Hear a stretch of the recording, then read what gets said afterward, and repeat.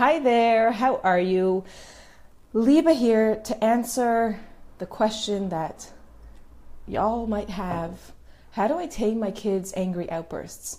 Now, I put a vote out there a few days ago, and it came in close, and a lot of you wanted to know how to help your kid manage their angry outbursts. So I'm coming to you now with a lesson that is going to go through a few things. First of all, I'm going to talk to you about how to understand what they're angry about so that you can be there for them. How to accept their experience so that they can feel felt and that they can down. Oh, am I on live still? Oh, I had a little blip. Okay. How to manage your own reaction so that you don't lose it, and some tools that you can teach them to understand and manage their anger. So that's what we're going to go through today in this lesson. The first thing I want to talk about is, why are your kids so angry? What are they so angry about? Because, what's going on? A lot of times when my kid loses it, I have this one kid who she goes to anger. When she is feeling sort of confused and overwhelmed, hurt, she goes to anger, and she expresses, her behavior expresses anger, and like crazy vicious anger. Like everybody duck and cover kind of anger. And I have this reaction where I want to run, or I want to fight, or I just freeze because I don't know what to do. And what I really want to do is I want to be there for her. I want to help her manage these emotions. I want to help her gain the tools and the skills that she needs to understand what's going on for her, and also so that she can sort of regulate her emotions. And part of me wishes it didn't even exist, right? Part of me wishes she didn't act this way. The reality is she does. This is who she is. And it's important that I come with a level of acceptance and that I'm able to be there for her and help her make sense of it instead of reacting. And the first thing I need to do is figure out, what are you so angry about? Like, whoa, hold the phones. What are you so angry about? Now there's this anonymous quote that I picked up. It says, the kid who needs the most love will ask it in the most unloving of ways. And so often when our kids are behaving in a way that is totally repulsive, and you actually feel pushed away from this child, and it's very hard to love this child. It's often they're experiencing a real strong need for love. And I really could do a Facebook Live on this whole topic of why that is, and really go into the theory of attachment to explain why is it that our kids, when they need us, behave in ways that push us away. But I'm not going to do that. Suffice it to say that if your kid is acting in a way that is so unloving, in such a way, in a way that's so hard to love, often that is an indication that your child really, really needs you. So, kids, they can feel bitterness, and they can feel resentment, and they can have unresolved anger, just like adults. So it's important to keep this in mind when we're facing our kids' angry outbursts, that they're not trying to push us away. In fact, they're often acting in this way to bring us closer. They need our help. Children often don't recognize their own anger. They don't even realize that they're having this outburst until it actually happens. Just like me. And you might be the same. And so what our kids really need, compassion, our understanding, and our kindness. I can't listen right now. Oh, no worries, Edith. Thanks for letting me know. That's what our kids need from us. Even though they're behaving in a way that really pushes us away, what they really need is our compassion, our understanding, and our kindness, because they are not doing this intentionally. They are really struggling. And what I like to say is that a parent is the calm in a child's storm. Now, what's happening in your child's mind is a storm is raging. There's absolute chaos.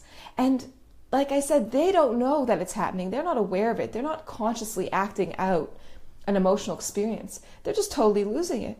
And what they need from a parent is a calm or a buoy in the storm to hold on to. Now, if I lose it, then what I'm doing is I'm confirming for my child that, yeah, what's going on in your mind, that's real. That's real. That's reality. But what I want to be as a parent is I want to be the calm in my child's storm. I want my child to look at me and to see my calm and be like, oh wait, she's not reflecting back to me my chaos. So maybe my chaos isn't real.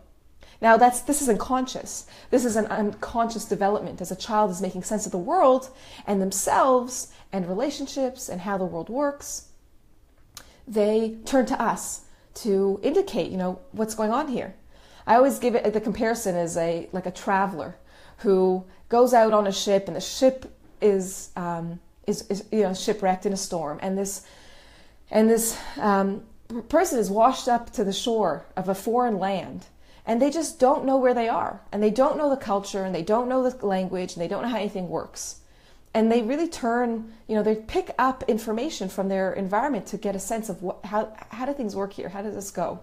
I'm the same way when I travel. Right? I try to look around to my environment to get a sense of who am I supposed to be in this place. Now, I happen to be an immigrant. I've been an immigrant twice, to Australia and now to Israel. So I've experienced this a lot. And our children experience this, but in such a bigger level. So when they lose it, they've been washed up and they're in a storm, and they turn to us to anchor them and to give them a sense of what's real and what's not. So it's so important that we keep our cool. Now, it's not just emotionally and unconsciously that we need to keep our cool, but we also have to model this behavior. We want to model anger management. If I lose it on my kid, behaviorally, what am I teaching my kid? Right? So I really, really need to handle it myself. So the first thing we need to do, just to recap, is to acknowledge our kid's experience, try to understand it, try to figure it out, try to accept it, and so that we can be there for them. Instead of judging them, be there for them. We also need to figure out what our automatic internal reactions are. We need to do this so that we can consciously interact with our kids. If we're automatic in our responses, right? Now, let's just recap here. I'm totally under attack. When my kid loses it, I'm under attack. So my automatic response is to fight, is to flee, is to freeze.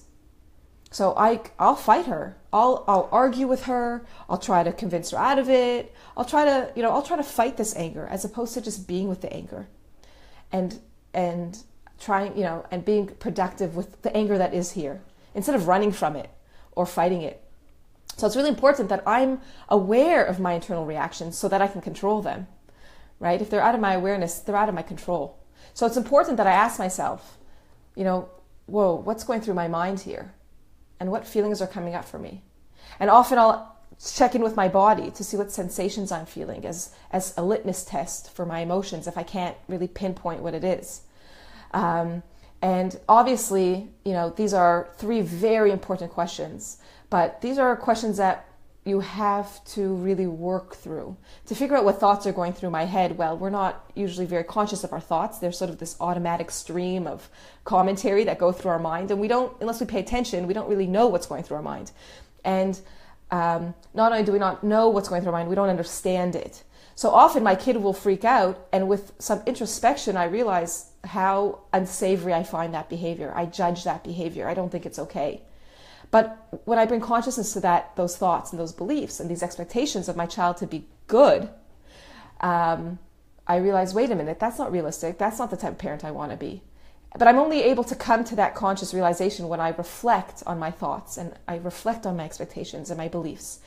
And I use my feelings as well as a way to to give me a sense of what's going through my mind. But I'm also bringing awareness to my feelings and my emotional reactions, because those are often what trigger my sort of attack back, my defense, or my retreat, my automatic reaction. So becoming aware of what's going on for me emotionally and learning to tolerate that and accept that as okay as well is also a very important stage, as an important step in becoming conscious in my response to my child and being there for her, being compassionate, being understanding, instead of freaking out and losing it myself.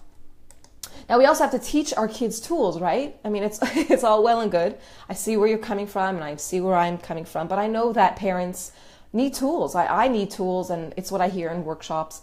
Tell me what to do, Liba. Like, give me some tools to like actually apply here. Now, we talked about managing your own anger. That's really important.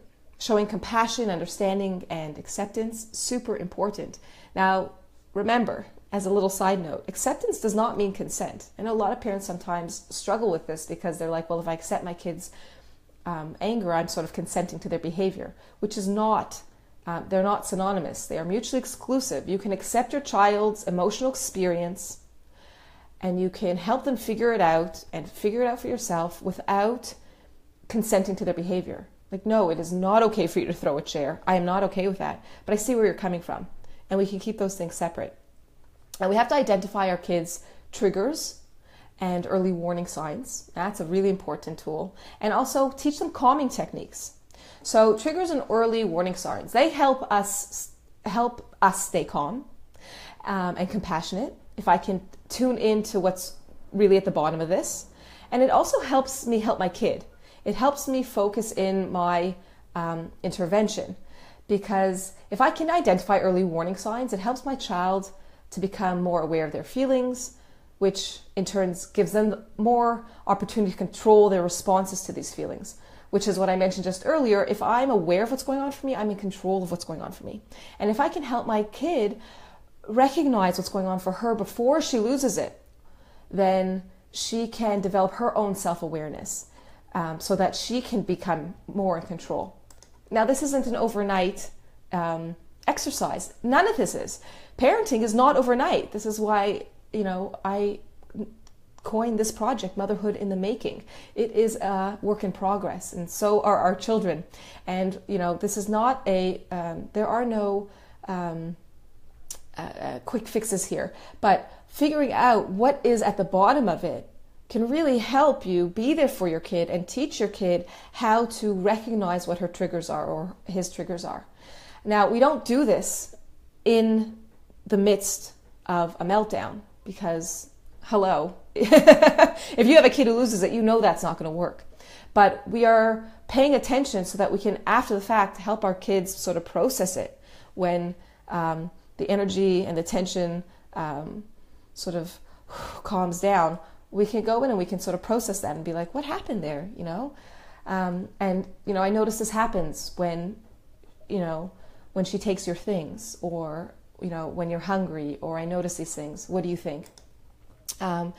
We really want to ask our kids, basically the question, we want to help our kids answer this for themselves. How can you tell when you're getting frustrated?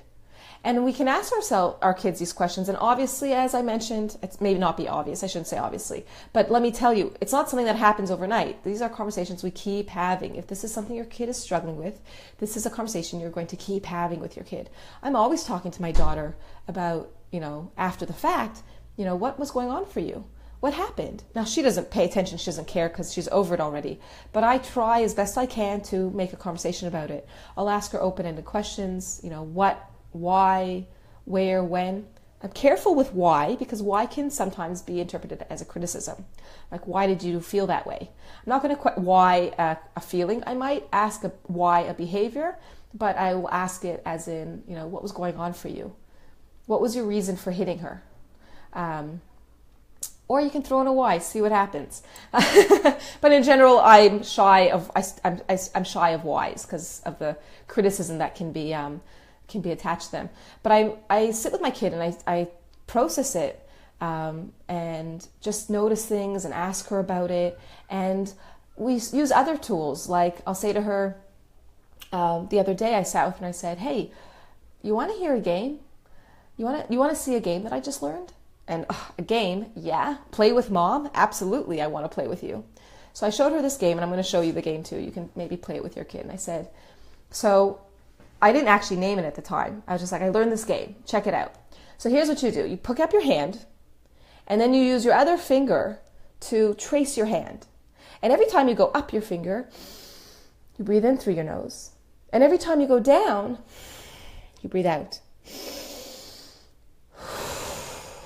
And then I said to my daughter, who loves dancing, it's kind of like a dance. It's like a hand dance. And I really had fun with it. No pressure. They might be into it. They might not be into it. But it really was a game. And I really approached it as an opportunity to play with my kids. Like, let's learn a new game. I wasn't trying to, hey, let me teach you an intervention and I'm going to sort of I'm going to sort of pretend it's a game. No, it's a game. We're playing a game. Check it out. And you know it's a game because you start to have fun with it too.